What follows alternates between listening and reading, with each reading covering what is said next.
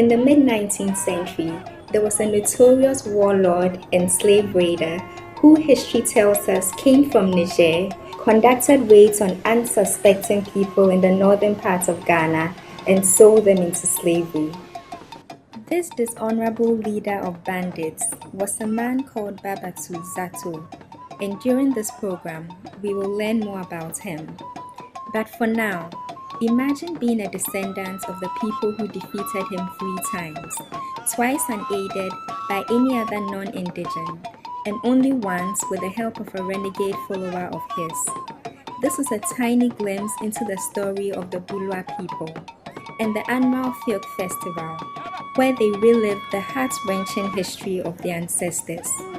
Bulwa is the plural of Builsa, and as luck would have it, on March 3rd, 2018, they, the people of the Buluk Nation, celebrated their annual Feok Festival in Accra, where we were fortunate to visit and learn more about their wonderful culture and bear witness to the exciting drum beats and dance.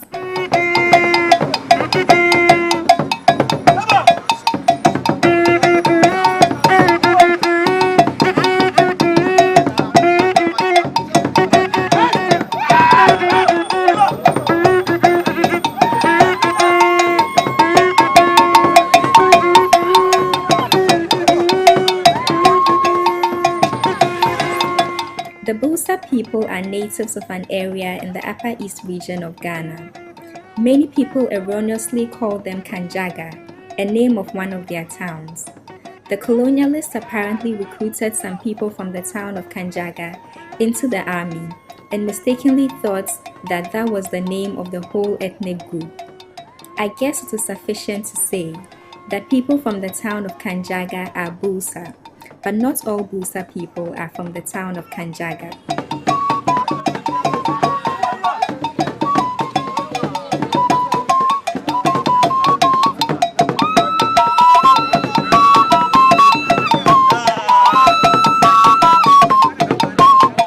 The main town of the Bulwa is a sprawling metropolis called Sandema. This is where the paramount chief of the Bulwa people resides.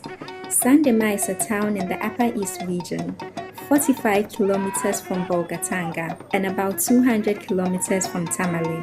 Other towns that the Bulwa call home are Wiaga, Chuchuliga, Simiesi, Banchongsi, Dominga, Kadema, Fumbisi, Kanjaga, and Bedema. Come with me now to the Kawokudi Park at Nima, where this magnificent festival took place.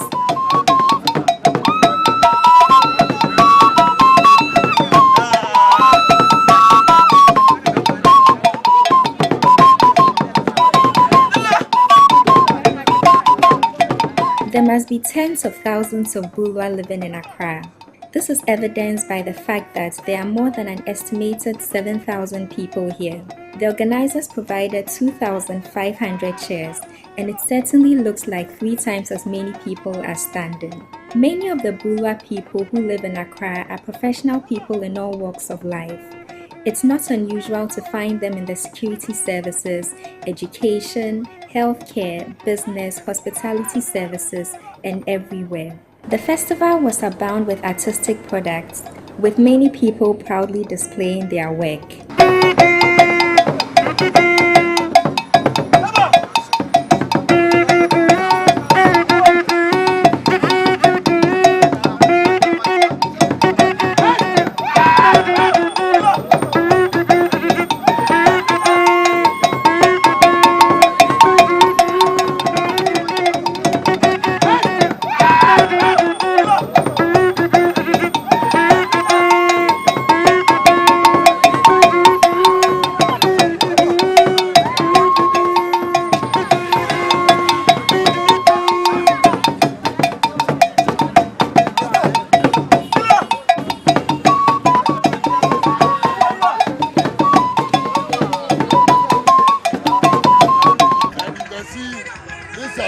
Calabashes.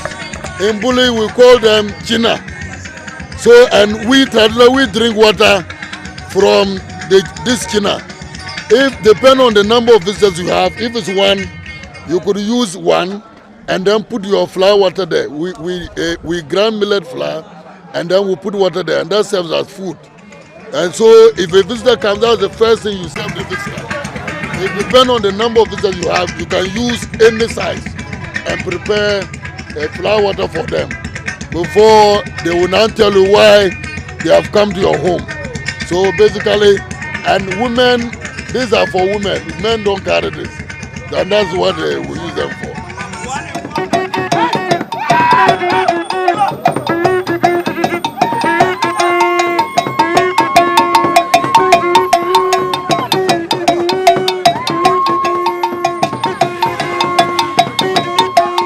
Not to be outdone, the chefs were present to introduce indigenous food of the Builsa to the public.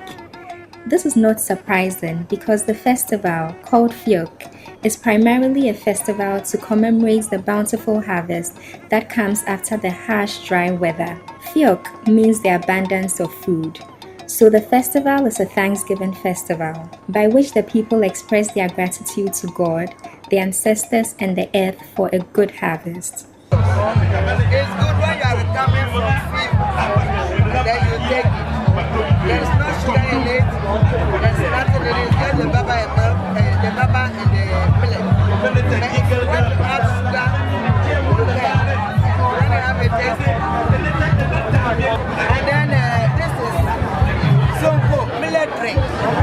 In the north, when your husband or your father is coming from the country, you don't just give him you give him water to drink first. So this is the millet drink. And then this is wild fruit. We call it bombota. Bombota. It's a wild you can drink. And this is beans and corn. This one is you drink the water, and that one makes the northern man strong.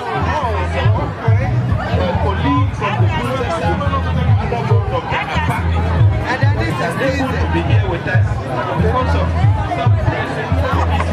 And this one, the Western will serve your husband like this, and then you just eat. So this is season plus nampola, plus the nampola, plus the ribbon. Initially, if not a northern woman, you never go for another woman. The program has this millet every December.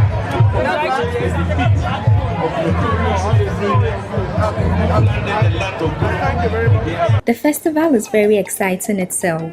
We will come back to it and watch the dances and cultural displays.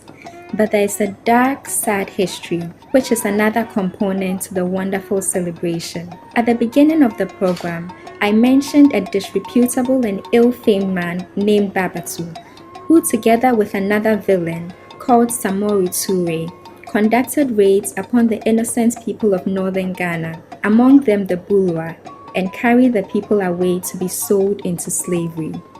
I asked you at the beginning of the program to imagine yourself a descendant of the people who proudly defeated Babatu 3 times, twice unaided. Now I ask you to imagine yourself as a sad ancestor of those happy people. Imagine the enormity of living in an era and the woe of being born in an area of the world where regardless of how much you love your kin and feel proud to be a part of them, you are at risk of being captured and sold into slavery, far away, and never to see your family again. But the Bulwa people were proud and strong, and even though many have been captured and killed, many more live to tell the story of the heroism of the past. This particular story is long, spanning decades. Babatu had a prolonged career in slave raiding, and even though he was by no means the only one, he was undoubtedly one of the horrific blemishes in African history, which gives the Western world the comfort in saying that Africans participated in slavery, forgetting that 99% of Africans were the victims of slavery. History states that Babatu originally hailed from Indunga, which is a town in present-day Niger. He belonged to the Zabrama ethnic group, who were the most notorious of all the slave raiders of the day. Babatu became head of the Zabrama slave raiders after the death of Gazari, who had emerged as the leader of the Zabrama. Babatu recruited Hausa, Fulani, Moshi, and Gunshi fighters. He embarked on a conquering spree from Ouagadougou in Burkina Faso to the upper and northern regions of Ghana. Many Ghanaians who come from the northern regions of Ghana have heard oral tradition accounts that mention Babatu and the slave raids he carried out. Stories are told in homes about ancestors that fell under the sword of the notorious Babatu. This includes my family. My great-great-grandmother was a slave captured by warriors of the dreaded Babatu, leader of the Zabrama slave raiders. For reasons related to the abolition of slavery and the death of Babatu, my great-great-grandmother could never be sold abroad, so she remained a personal slave to a man called Abdoulaye Dadinkudi. Dadinkudi was a commander hired by the dreaded Babatu. My ancestor remained in this position of servitude until she got married. But this is still the story of the Bulwa people. To put it in a few words, Babatu was relentless, and the people of the Buluk nation had had enough. So the tide turned against Babatu when he entered Buluk for the third and final time.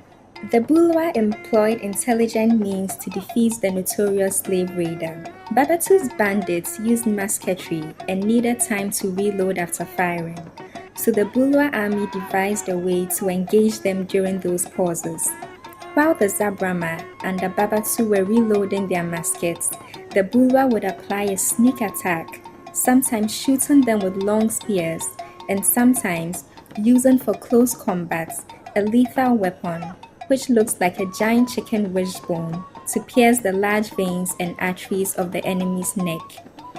After a raging battle, Babatu and his brigands suffered a decisive defeat at the hands of the Bulwa. This famous battle was fought at an area of Sandema called Builsa. When they go to the war those days, this is what they wear. And it has certain things that can protect you from the enemy's attack. So you have charms and amulets. You generally put them so that if somebody shoots a bullet from afar, it will divert its course. But we're now in modernity, so we just prepare them with our charms. Yes. All these are for protection. They are just for protection. Protect your body from the attack of the enemy. You know, everybody normally prepares himself against attacks.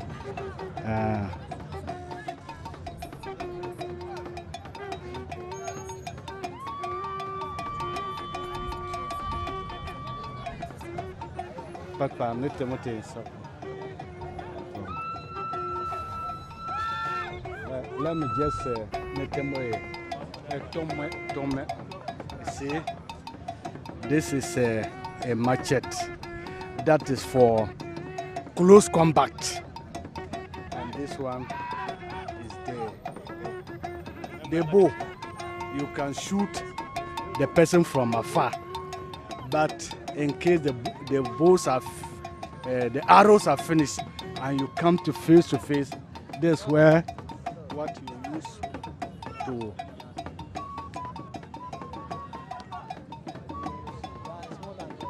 attack the enemy.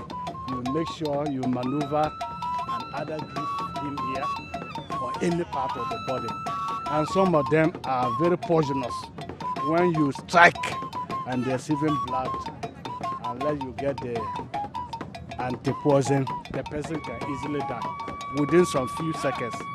So this one is for open combat, close combat, to kill, yes. Or to protect yourself. Maybe the enemy is attacking you. You have to also, at least self-defense. Yes, these are the quiver. This is where you have your arrows. So when you are shooting the arrows, you remove them from here. then shoot, then then you see, so you just, these ones are just harmless. They are not poisonous arrows. The poisonous arrow, when it hits you and the moment it strikes the body, you will just die within some few seconds. But they are very harmful to handle, so we don't normally use them.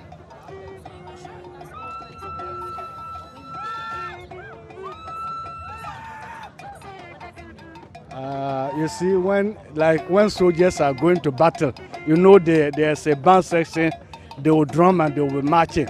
You hear them drumming so that it will motivate the warriors to be active. When you are going to war, you can't just walk silently. At least they'll be playing the band. Then the soldiers will be marching and everybody will be gingered. That's why we were doing.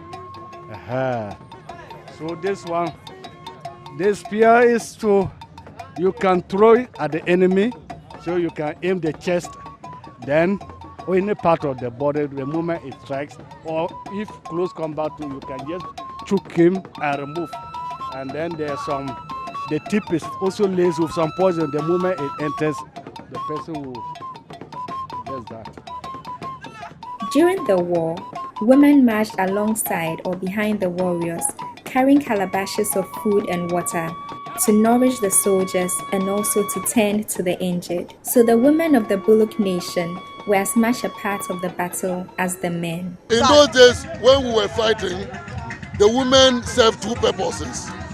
They carried water so that the warriors can drink, and they also treated the injured. They treated the injured. So women played a part. Wow. You understand? Yes. Were they at risk? No, certainly, but they stayed behind. Yes. And anytime there was a fallen man, there are people who carry him somewhere for those who treat him. And then they also carry water to, beyond that in the night too, they give the warriors motivation, you know what I mean? And now, most of us know the trademark and very familiar helmet of the Builsa, which is adorned with the horns of the bull. It has two purposes, both of them vital to a battle. First of all, it is a protective helmet. Even though it may not look so, it's very tough. No spear shot from a distance can have enough velocity to penetrate it, and no bullet shot from a musket has enough ballistic power to detonate it. But the helmet is not just a protective device, it is also a camouflage. Hundreds of helmets in the distance, and the warrior's clothes, the color of the dry savanna vegetation, was bound to be mistaken for a herd of cattle. As part of the reflective war dance, the warrior dancers are dressed in smock apparel, which are fitted with various talismans. These talismans signify different spiritual efficacies, promoting the traditional nature of the festivities. As part of their regalia are several animal skins and bones. This signifies that the warriors often double as hunters. The dance includes a sequence where the dancer warriors display majestic back and forth strides. This activity is to imitate the movement of a marauding bull, a tactic which the Bula warriors applied in battle, a tactic which is greatly enhanced by the unique warrior headdress.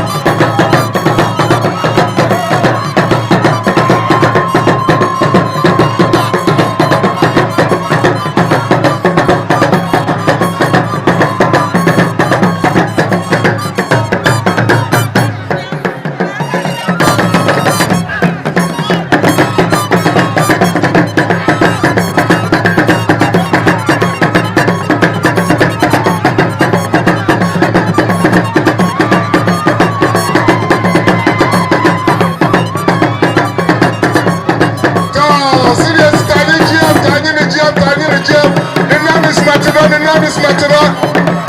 The name is Matera.